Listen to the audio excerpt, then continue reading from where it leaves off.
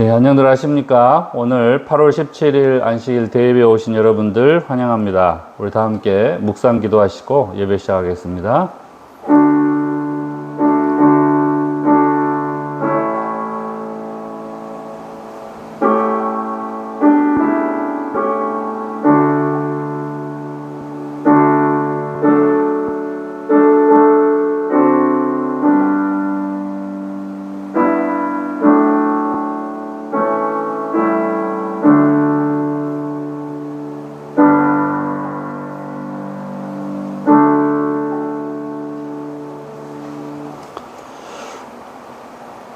네, 우리 다 함께 일어나셔서 송영 찬미 2장 함께 찬미하겠습니다. 성부와 성자 성령 삼위께 영광 돌려보내세. 태초부터 이제까지 또 영세 무궁토록 성삼위께 아멘 아멘. 네, 기도하겠습니다. 저희를 사랑하신 아버지 하나님, 오늘 이 귀한 안식일 저희들에게 허락하여 주시고 또 주님 앞에 함께 모여서 기도할 수 있도록 인도하여 주시니 감사합니다. 이 시간 우리가 예배할 때 성삼위께서 홀로 영광 받으시고 또 예비하신 안식의 축복을 저희가 누릴 수 있도록 인도하여 주시옵소서. 예수님의 이름으로 기도합니다. 아멘. 예, 일어서신 채로 우리 시작하는 찬미 37장 복의 구는 강림하사 함께 찬미하겠습니다.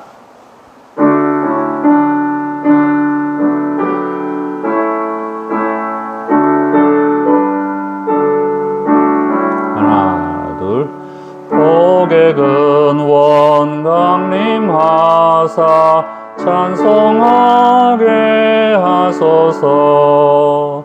한량 없이 자비하심 증량할 길 없도다. 천사들의 기쁜 찬송 나도 하게 하소서. 구속하신 이의 함을 항상 찬송합니다.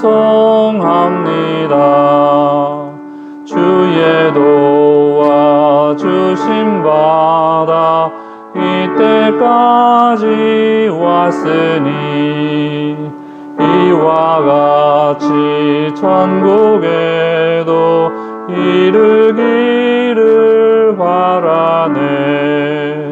하나님의 품을 떠나 죄에 빠진 우리를 예수 구원하시려고 보혈 흘려주셨네. 주의 귀한 은혜 받아 일생 빚진 자 되네. 주의 은혜 사슬 되사 나를 주께 매소서. 우리 몸은 연약하여 범죄하기 쉬우니 하나님이 받으시고 천국인을 치소서. 예, 이 시간 우리를 대표해서 이결님 기도 인도하겠습니다.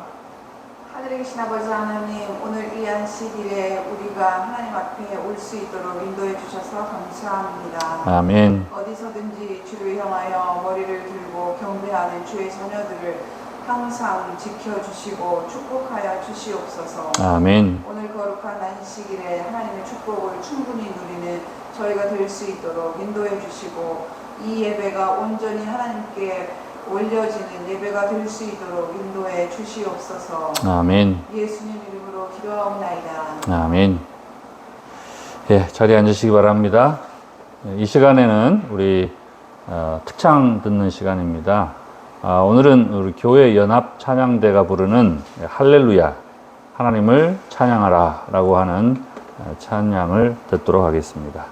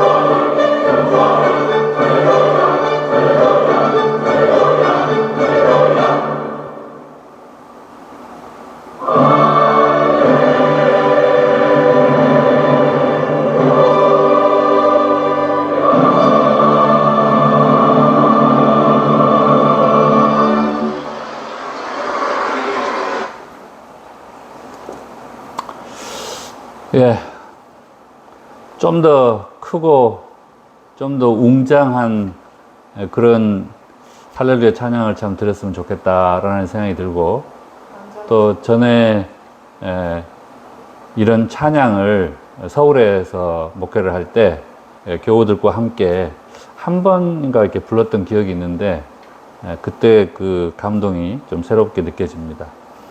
오늘 우리가 함께 나눌 말씀의 주제는 주를 찬양합니다. 에베소서 1장 3절부터 14절에 있는 말씀이 되겠습니다. 제가 서울에서 목회를 할 때 자주 중국 선교를 갈 기회가 있었는데요.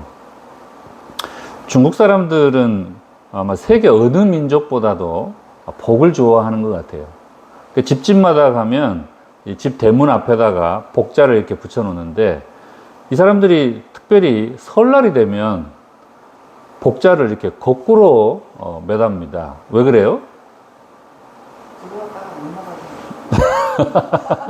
복이 들어왔다가 못 나가게 하려고?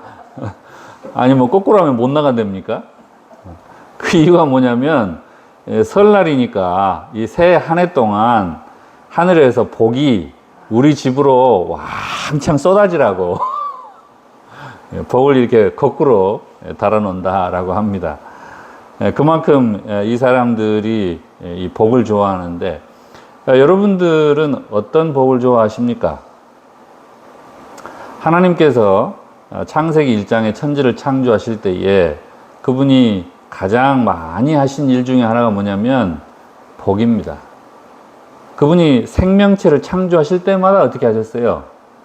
복을 주시며 가라사대, 이 바라크라고 하는 이 복을 주시는 이 일을 가장 먼저 하셨습니다. 오늘 본문 말씀에 보면 하나님께서 우리를 위해서 예비하신 복에 관하여 설명하는 내용이 나옵니다. 우리 에베소서 1장 3절부터 6절에 있는 말씀 같이 읽겠습니다. 시작. 찬송하리로다 하나님 곧 우리 주 예수 그리스도의 아버지께서 그리스도 안에서 하늘에 속한 모든 신령한 복을 우리에게 주시되 곧 창세전에 그리스도 안에서 우리를 택하사 우리로 사랑 안에서 그 앞에 거룩하고 흠이 없게 하시려고 그 기쁘신 뜻대로 우리를 예정하사 그리스도로 말미암아 자기의 아들들이 되게 하셨으니 이는 그가 사랑하시는 자 안에서 우리에게 거저 주시는 바 그의 은혜의 영광을 찬송하게 하려는 것이라. 에베소서 이제 1장 1절과 2절은 사도 바울이 에베소에 있는 교인들에게 인사하는 말을 했죠. 그 인사말 가운데에서 끝마디가 은혜와 평강이 너희들에게 있을지어다, 이렇게 이제 인사를 했습니다.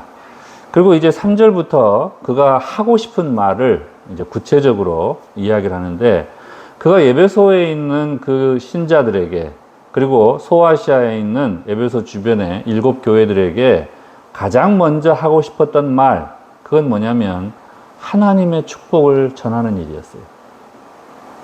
그가 3년씩이나 머물면서 그가 직접 성경과 진리와 복음을 가르쳤던 바로 그 사람들에게 스승으로서 그가 가장 먼저 그들에게 전해주고 싶었던 것은 하늘에 속한 모든 신령한 복을 그 교우들이 함께 누릴 수 있게 되는 것이었습니다. 그래서 그는 이 하늘에 속한 신령한 복에 대해서 설명을 하기 시작하는데요. 가장 먼저는 그분이 우리를 창세전부터 선택하셨다라고 하는 것입니다. 아마 웬만한 부부들은 결혼을 하기 전에 자녀를 몇 명 가질지 다 계획을 할 겁니다. 그러죠?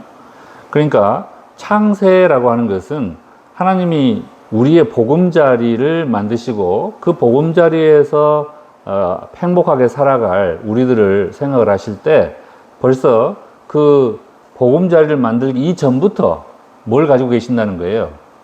계획을 가지고 계신다는 것이죠.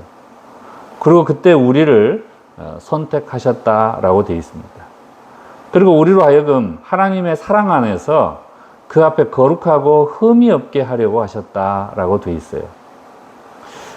여러분, 귀한 것일수록 먼지가 묻고 흠결이 생기고 이렇게 되는 것을 원해요, 안 원해요? 귀한 것일수록 어떻게 해서든지 깨끗한 상태를 보존하게 되기를 원하죠. 부모로서 우리 아이들에게 똑같은 마음을 지어먹게 됩니다.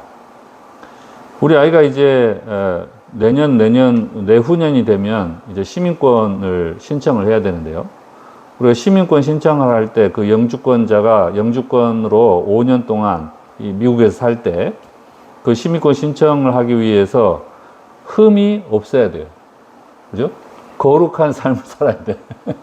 그래서 여러 가지 전과 기록이나 뭐 범죄 기록이나 심지어는 티켓팅 기록까지도 몇 개가 있게 되면 이 사람은 이런 흠이 있기 때문에 우리나라 시민으로서는 받아들이기에 적합하지 않다 해서 탈락 이렇게 하는 거죠. 근데 시민권을만 이게 거절당하면 괜찮은데 시민권을 거절당하면 뭐까지도 뺏길 수 있어요? 영주권까지도 취소가 돼서 아예 그 나라에서 추방당할 수가 있어요. 왜요? 여러 가지 이 사람이 흠이 있다라는 그 이유 때문에.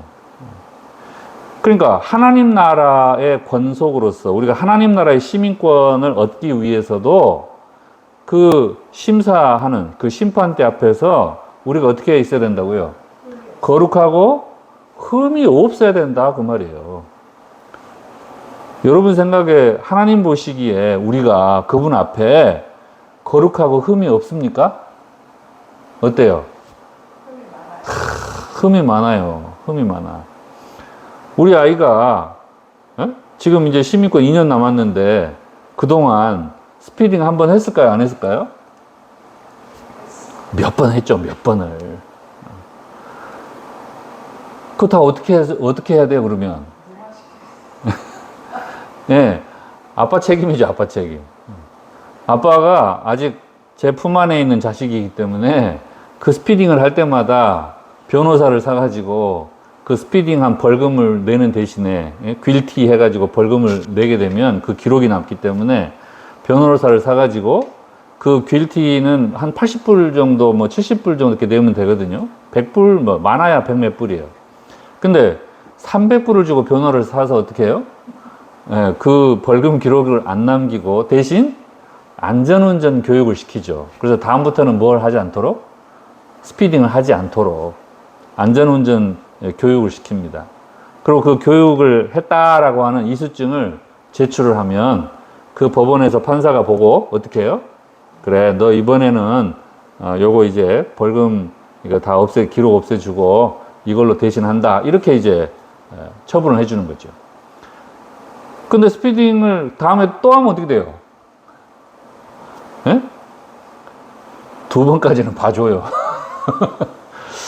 이게 처음 이 안전교육을 받아가지고는 완벽하게 숙지가 안 돼 있을 수 있으니까 한 번 더 안전교육을 받고 그 스피딩 했던 거에 대해서 벌금 기록은 없애주고 안전교육 받은 것으로 대체해준다. 이렇게 선처를 해줍니다. 우리가 이 땅에 사는 동안에 하나님 앞에 얼마나 부정하고 흠이 많은 삶을 살아갑니까? 그때마다 하나님께서 우리의 애드보킷이 되시는 변호사가 되시는 예수 그리스도로 말미암아 우리의 그런 모든 불결하고 죄 많고 흠결 있는 그런 것들을 다 어떻게 하시는 거예요? 다 제거해 주시는 거예요. 그래서 어떻게 할 수 있도록? 하나님의 아들로서 하나님 나라의 시민으로서 그분 앞에 거룩하고 흠이 없게 설 수 있도록. 그래서 내가 내 자식을 볼 때에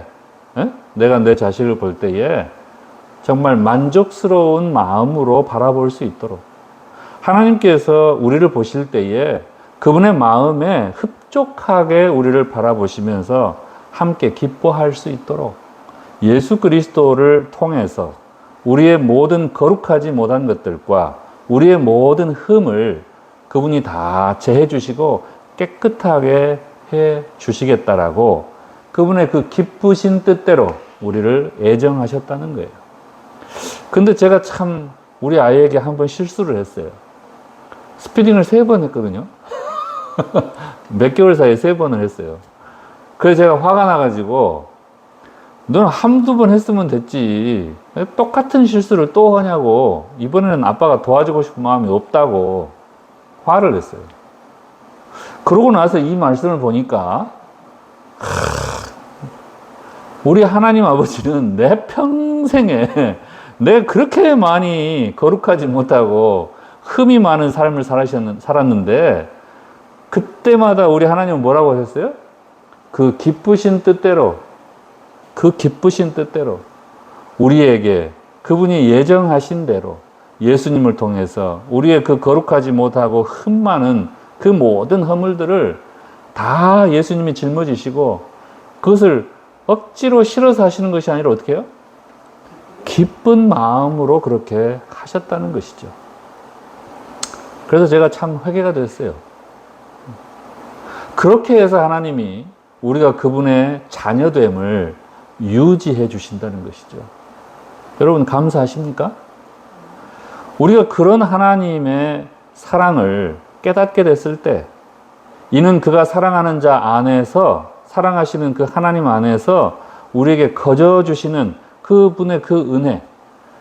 제가 우리 아이가 스피딩해서 그 티켓을 가져올 때마다 변호사들한테 계속 돈을 주고 또 그 서티피켓 신청하고 할 때 또 돈 들고 이거를 아까워하지 않고 어떻게 해요?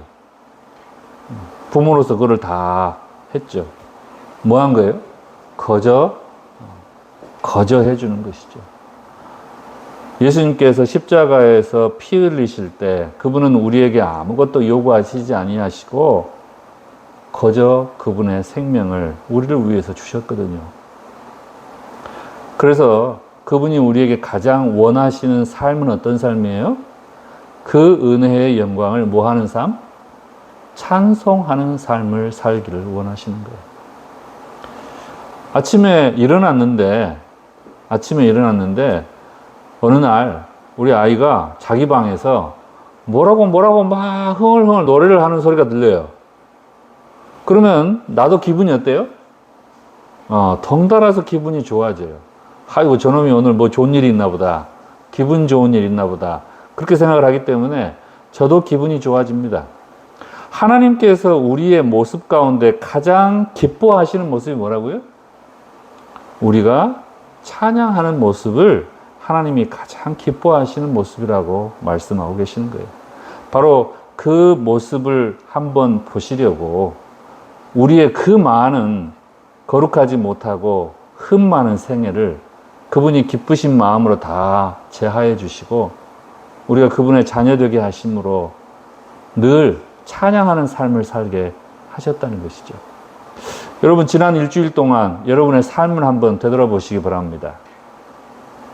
하나님께 찬양하고 기쁘게 사는 삶이 많았어요? 아니면 고된 육체 노동과 고민들과 걱정과 염려로 우울한 삶을 사는 적이 많았습니까? 우리가 이 안식일에 이 말씀을 통해서 다시 한번 우리가 앞으로 살아가게 될 생애 가운데서는 하나님이 우리에게 주신 이 은혜를 생각하고 날마다 찬양하는 삶을 살기로 결심하시기를 바랍니다. 그 다음에 사도 바울이 7절부터 이렇게 편지합니다. 같이 읽어보시죠. 시작. 우리는 그리스도 예수 안에서 그의 은혜의 풍성함을 따라 그의 피로 말미암아 속량 곧 죄사함을 받았느니라. 이는 그가 모든 지혜와 총명을 우리에게 넘치게 하사 그 뜻의 비밀을 우리에게 알리신 것이요 그의 기뻐하심을 따라 그리스도 안에서 때가 찬 경륜을 위하여 예정하신 것이니 하늘에 있는 것이나 땅에 있는 것이 다 그리스도 안에서 통일되게 하려 하심이라. 예수님께서 2000년 전에 그분의 십자가의 피로 오늘 이 땅에 태어나지도 않을 우리를 위하여서 우리의 모든 죄사함을 위하여 값을 지불하셨습니다. 그리고 2000년 후에 살고 있는 우리로 하여금 그 예수님의 십자가의 희생이 우리에게 무슨 의미가 있는지, 오늘 우리에게 그 십자가의 희생이 어떤 관계가 있는지 깨달을 수 있도록 지혜와 총명을 주셨다는 것이에요. 그래서 그 뜻의 비밀을 우리에게 알려주셨다라고 말씀하십니다. 제가 대학교 1학년 때 처음 이제 성경을 공부를 하기 시작을 했어요. 그리고 하루에 3시간이나 3시간 반씩 그 목사님과 1:1 성경 공부를 하는데 1년 반 정도를 했습니다. 근데 이제 그게 어학원에서 공부를 했기 때문에 원목으로서 봉사하시는 그 목사님이 매 2달마다 미션 위크라고 하는 행사를 통해서 학생들한테 성경 공부를 원하는지를 설문을 통해서 물어요. 그러면 여러 학생들이 성경 공부를 하겠다고 참여들을 합니다. 그런데 어떤 때는 저 혼자 하고 또 어떤 때는 이제 학기에 따라서 그 공부하겠다고 이렇게 신청한 학생들이 시간이 맞으면 이렇게 같이 하기도 해요. 그런데 1년 반 동안 저랑 쭉 같이 성경을 공부했던 사람은 단 한 사람도 없었어요. 어떤 사람은 하루 이틀 만에 그만두고 포기하고 나가고, 어떤 사람은 한두 달 하다가 포기하고 나가고, 1년 반 동안 그분과 함께 성경을 공부를 할 때 계속 같이 하는 경우가 없어요. 매 학기마다 수백 명의 학생들이 그 학원을 다니는데, 미션 위크를 통해서 복음을 듣고 난 다음에 예수님의 십자가의 그 속량의 희생이 그들에게 무슨 의미가 있는 것인지 그 뜻을 이해하고 그것을 알고 싶어 하는 그 지혜와 총명을 하나님이 주시고자 했지만 그걸 받지 못하는 사람들이 더 많았다는 사실이에요. 제가 지금까지 대학교 1학년 때부터 지금까지 30년 넘게 예수님의 십자가에 대해서 늘 연구하고 묵상하고 하지만 아직도 그 뜻의 비밀을 온전히 다 알지를 못합니다. 아마 제 평생에, 우리의 평생에 그 비밀을 아마 알 것이고 알아갈 것이고, 그리고 우리가 예수님 재림하셔서 영원히 사는 생애 동안에도 뭐예요? 예수님의 이 십자가의 복음의 비밀을 우리는 계속해서 연구하게 될 거예요. 그러나 어쨌건 바로 그런 뜻의 비밀을, 하나님의 그 십자가 속에 숨어있는 그 뜻의 비밀을 우리에게 조금이라도 알리게 하신 것, 이것이 우리에게는 풍성한 은혜 가운데 하나라고 하는 것입니다. 왜 근데 하나님께서 이와 같이 예수님의 십자가의 비밀을 우리로 하여금 맛볼 수 있도록 도와주셨는가? 그 목적은 이렇게 이야기합니다. 그리스도 안에서 통일되게 하려 하심이라. 여기서 말하는 이 통일이라고 하는 말이 assemble, 조화라는 뜻이에요. 그리스도 안에서 다 조화되게 한다라고 말합니다. 특별히 앞에 문장에서 우리가 보았던 것처럼 우리가 하나님을 찬양할 때, 합창을 할 때 어때요? 화음이 가장 조화롭게 나오잖아요. 그리고 마음이 평소에 좀 안 맞는 사람들이라도 함께 계속 찬양 연습을 하면서 서로 화음을 맞추다 보면 어떻게 돼요? 어느샌가 이게 노래와 함께 마음이 하나로 뭉쳐지는 것을 우리가 경험할 때가 얼마나 많습니까? 우리가 그와 같이 우리에게 주신 하나님의 은혜를 깨닫고 그리고 하나님을 찬양함으로 우리의 마음이 하나로 연합되게 하는 것이 하나님의 큰 뜻이라고 하는 거예요. 자, 그 다음 11절 14절 같이 읽어보시죠. 시작. 모든 일을 그의 뜻의 결정대로 일하시는 이의 계획을 따라 우리가 예정을 입어 그 안에서 기업이 되었으니 이는 우리가 그리스도 안에서 전부터 바라던 그의 영광의 찬송이 되게 하려 하심이라. 그 안에서 너희도 진리의 말씀 곧 너희의 구원의 복음을 듣고 그 안에서 또한 믿어 약속의 성령으로 인치심을 받았으니 이는 우리 기업의 보증이 되사 그 얻으신 것을 속량하시고 그의 영광을 찬송하게 하려 하심이라. 여기 3절부터 14절까지 계속해서 반복되는 단어가 있습니다. 그게 뭐예요? 찬송하게 하려는 것이라.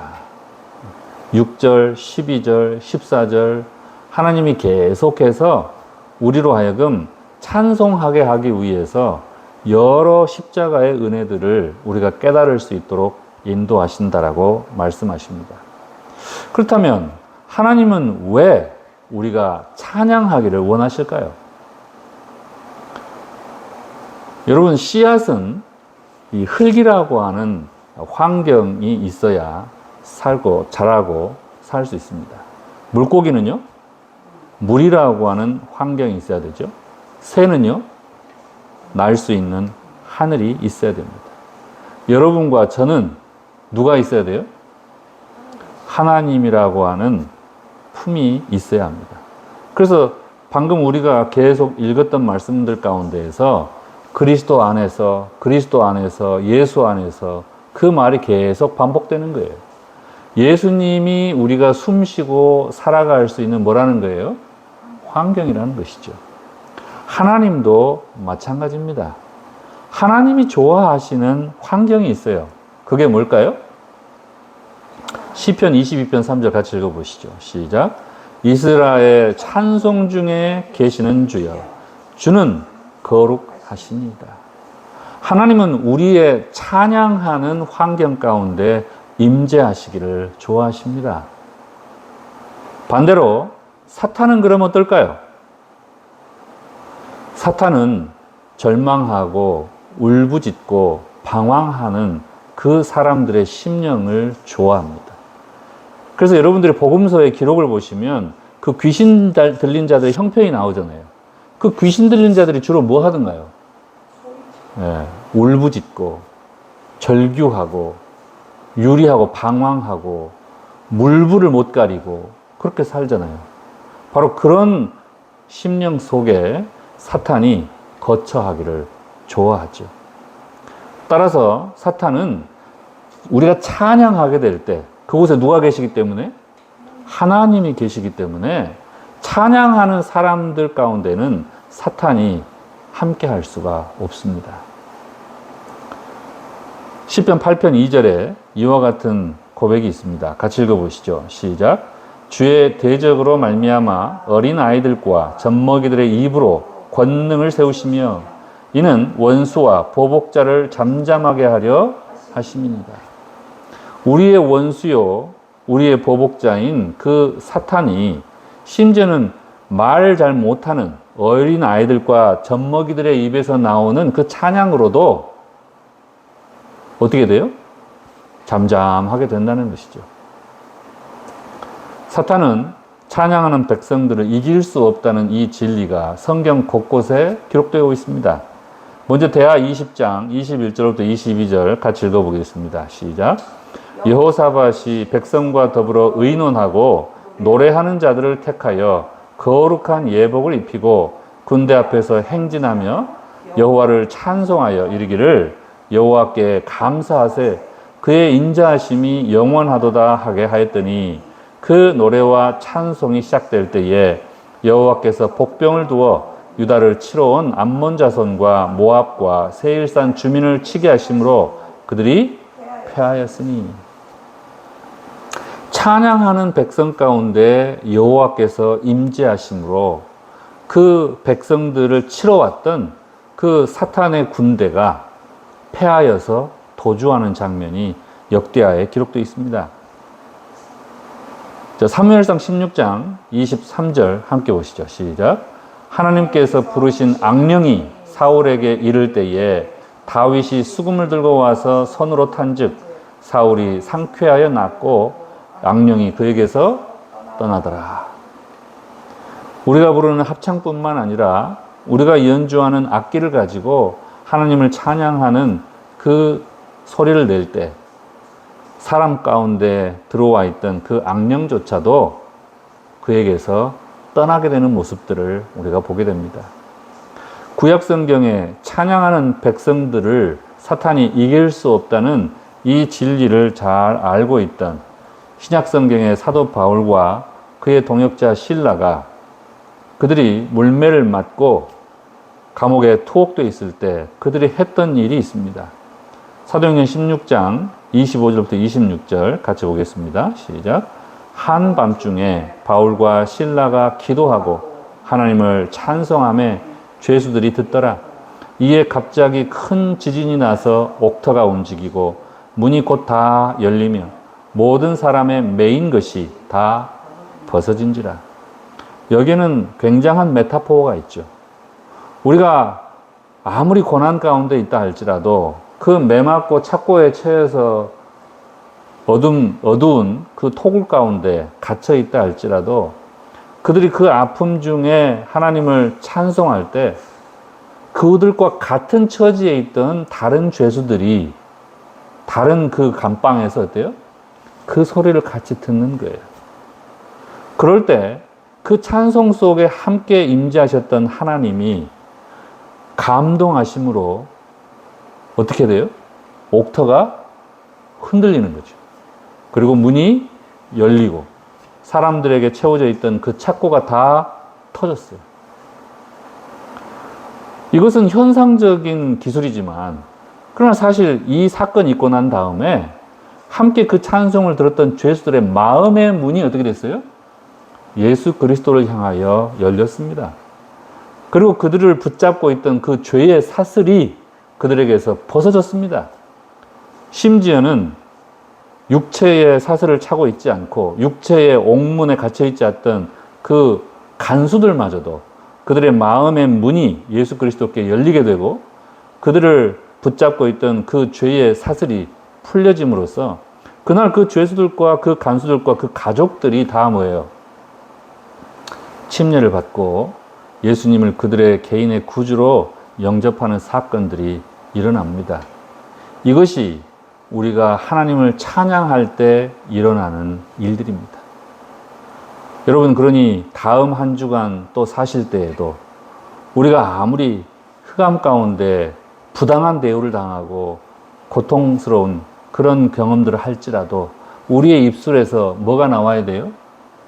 기도하는 말과 찬송하는 말이 나와야 합니다. 우리 마음속에 흘러나오는 기도와 찬송이 우리의 삶에 하나님의 임재를 경험하게 하고 우리 속에 살아계신 하나님께서 우리 주변에 문이 열리고 우리 주변에 매인 것들이 벗어지는 그런 하나님의 역사를 바라볼 수 있도록 축복하실 줄로 믿습니다. 하나님께서 우리들에게 가장 즐겨 바르시는 예배가 뭔가? 사도 바울이 히브리서 13장 15절에 이렇게 기록합니다. 자, 같이 읽어보시죠. 시작. 그러므로 우리는 예수로 말미암아 항상 찬송의 제사를 하나님께 드리자. 이는 그 이름을 증언하는 입술의 열매니라. 하나님이 가장 기뻐하시는 예배, 그건 뭐예요? 찬송의 예배. 그것을 하나님이 가장 기뻐하시기 때문에 우리가 그 찬송의 제사를 하나님께 드리자라고 말합니다. 그래서 우리가 예배를 시작할 때부터 예배를 마칠 때까지 예배의 시작을 뭘로 시작해요? 네, 송령 찬미로 시작을 해서 마지막에 끝나는 찬미로 끝내죠. 오늘 우리의 하루의 삶도 마찬가지로 여러분들이 하나님을 찬양하심으로 하루를 시작하시고 여러분이 찬양하심으로 여러분의 하루가 마쳐지게 되기를 예수님의 이름으로 축원하고 오늘 말씀을 마치겠습니다. 우리 다 함께 일어나셔서 382장 하나님의 은혜로 함께 찬미하겠습니다. 382장 하나님의 은혜로입니다.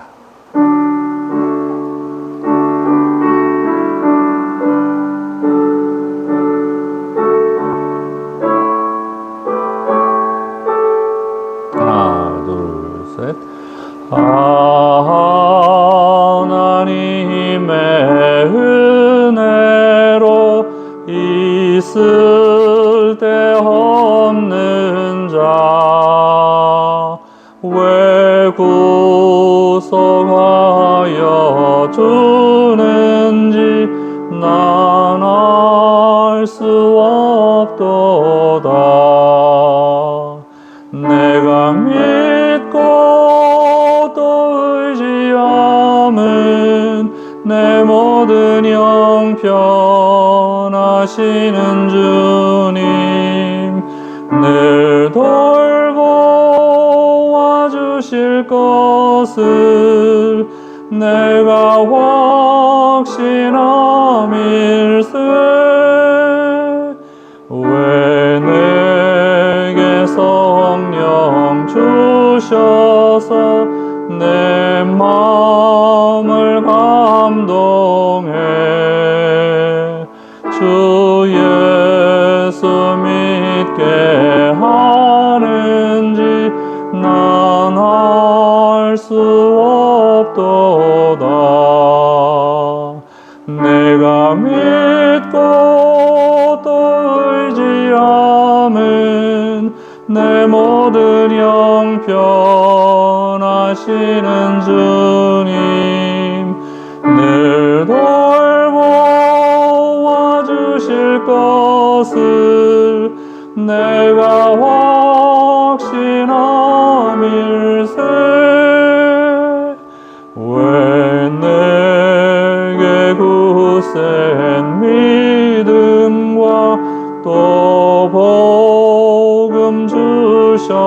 주셔서 내 마음이 항상 편한지 난 알 수 없도다.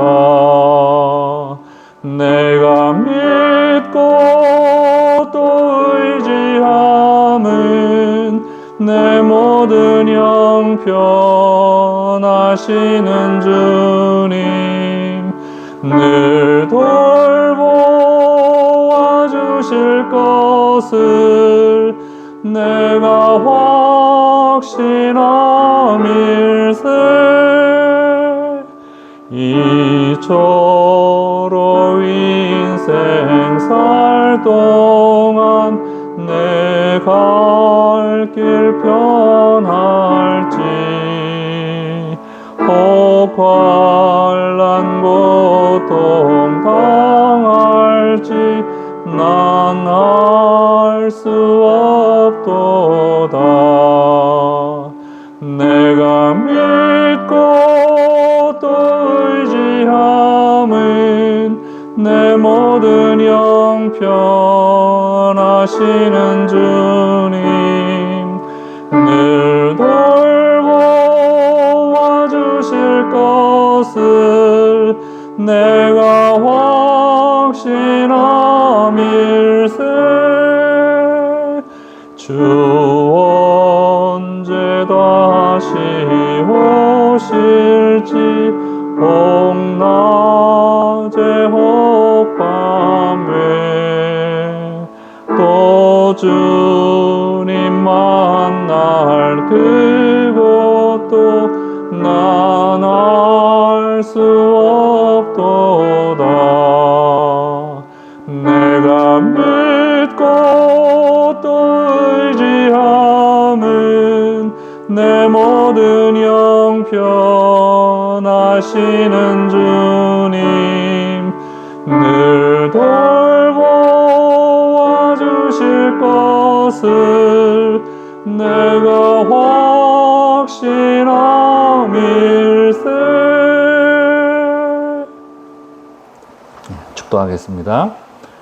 저희를 사랑하신 아버지 하나님, 오늘 이 귀한 안식일을 저에게 허락하여 주시고 또 주님을 찬양하게 하셨사오니 이제 우리가 한 주일 살아갈 동안에도 우리 아버지 하나님의 다함 없으신 사랑과 주 예수 그리스도의 구원해 주시는 은혜와 성령 하나님의 교통하심이 우리와 함께 하여 주시옵기를 예수님의 이름으로 축원하옵나이다. 아멘. 예, 이상으로 오늘 안식일 예배를 마치겠습니다. 우리 평안한 안식일 오후 되시기 바랍니다. 감사합니다.